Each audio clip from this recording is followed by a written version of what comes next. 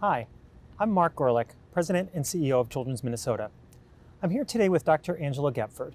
Dr. Goepferd is a general pediatrician and medical director of our Gender Health Clinic. She also leads the educational efforts here at Children's Minnesota as our Chief Education Officer and is Vice Chief of the professional staff, and in that capacity serves as a member of our board of directors. So, Angela, thank you for taking some time out from one of your 3 jobs to spend a little time talking with us today. Yeah, absolutely. Thanks for inviting me. I should start by noting that the Gender Health Clinic has now been in operation for over a year. So congratulations. I know you were instrumental in helping get that started. Yeah, thank you. And it's great you've been able to continue to serve kids through this pandemic thanks to a heavy reliance on virtual care. Maybe just start off by telling us a little bit about what are some of the unique challenges that are facing LGBTQ youth and kids during this time?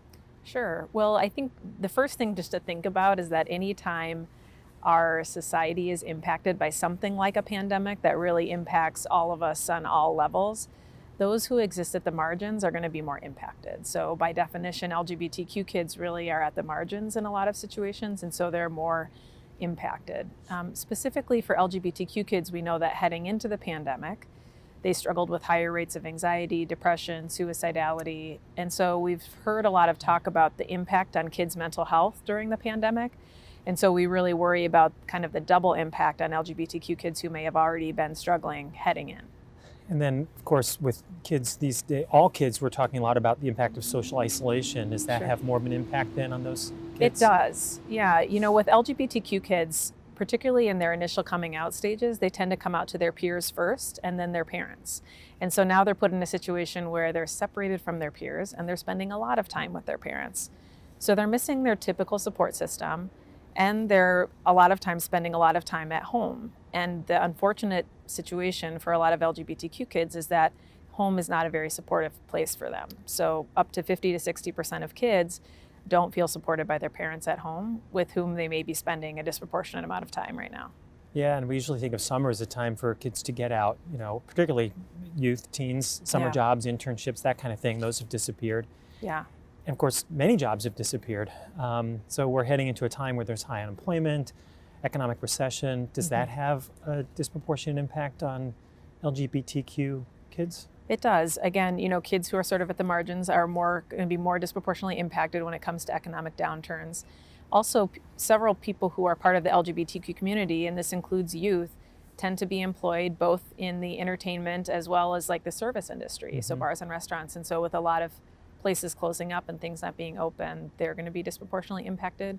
And one of the big risks we worry about there is actually homelessness. Yeah, talk about that a little bit. I know that there is a disproportionate effect of homelessness, housing insecurity for those kids. There are. So again, pre-pandemic, LGBTQ kids were 120% more likely to be homeless, or 2 to 4 times their peers. Wow. And now post-pandemic, with homeless rates rising, they're going to be even more likely to be homeless.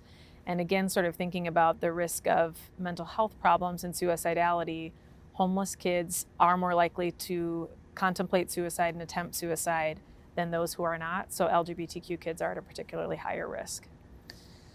So there's challenges that are facing all kids. You've talked about the way these marginalized kids are particularly impacted. Where are some places that they could turn for help? Well, ideally, kids have someone in their life to whom they can turn for help. I mean, the best protective factor for kids is a single supportive adult.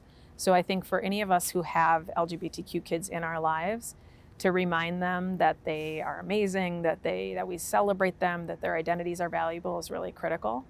For those kids who don't have that, there fortunately are a lot of online resources. So on our childrensandmen.org gender health page, we have some online resources.